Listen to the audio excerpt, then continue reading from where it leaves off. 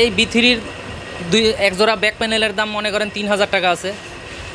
এখন 3000 টাকা দিয়ে কিনলে সেইখানে আমার বাইরে থেকে যে মালটা আসতেছে 3000 টাকা আমার দেশের টাকা বাইরে চলে যাইতেছে। আর আমি যদি আমার পুরাতনটা রিপেয়ারিং করি তাহলে আমার এই 600 টাকা জোড়ায় রিপেয়ারিং করতেছি, তাহলে বাঁচতেছে কত? 2400 টাকা। আমার দেশের টাকা আমার দেশে থাকতেছে, আমার দেশের আগে বাড়তেছে। আমি এইটাই চাচ্ছি।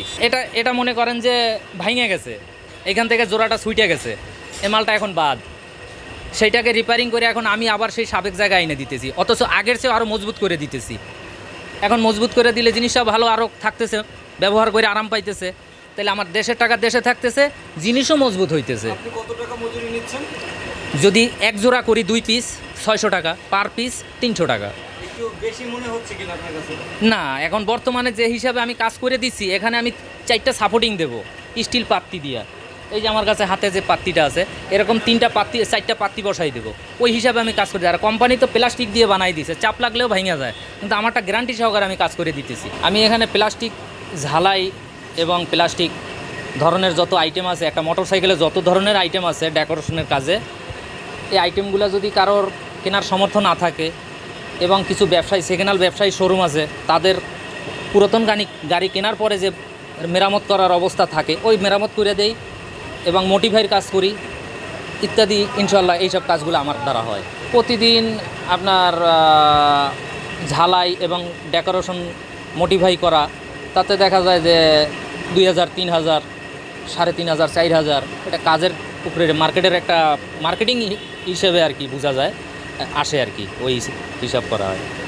এইভাবেই মার্কেটে চলে আর কি। কতদিন যাবত আপনি এটা করতেছেন? আমি এই কাজ করতেছি আজকে 22 বছর যাবত। ইনশাল্লাহ আগে আমি যেমন এসকাটুনে, Bangla motor, Uttara house building ইত্যাদি অনেক জায়গায় কাজ চলে, কোর্ট কাছারির সামনে। তা আমি আগে করতাম ফায়ার সার্ভিসের উত্তর পাশে আমার দোকান ছিল, প্রাইভেট মাইক্রো মিনি বাস ইত্যাদি সব কাজ করতাম। তো এখন বাইকের পট্টিতে ঢোকাতে যে মেট্রো রেল আসলো, আসার পরে মেন রোডের ব্যবসাটা মারি খাওয়াতে আমি এখন বাইক পট্টিতে ঢুকে আর কি এখন এই কাজ করতেছি। যেমন CBR, R15, B4 এসব কাজ ইনশাল্লাহ অ্যাভেলেবেল।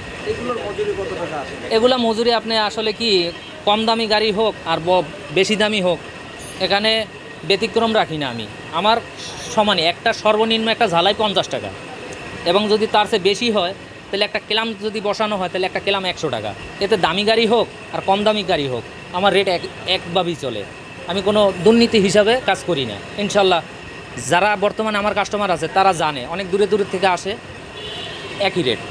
আপনি একটা প্লাটিনা গাড়ির একটা ঝালাই করাবেন খুঁটি 50 টাকা, একটা CBR-এর করাবেন সেটাও 50 টাকা। সেখানে এটা গাড়ির দামি বেশি দেখে যে আমার কাছে ওটা 200 টাকা হবে আর এটা কম দামি দেখে 50 টাকা হবে, তা না, একই সমান। আলহামদুলিল্লাহ আমার টোটাল ফ্যামিলি সহ আমার 2 ছেলে 1 মেয়ে। মেয়ে বিবাহ দিয়ে দিছি, 2 ছেলে আছে। বড় ছেলে দুয়ারিপাড়া সরকারি কলেজে পড়ে, আর ছোটো ছেলে এখন বয়স 6 বছর। আল্লাহ পাক আলহামদুলিল্লাহ খুব ভালোভাবেই চালাইতেছে সর্বদিক থেকেই।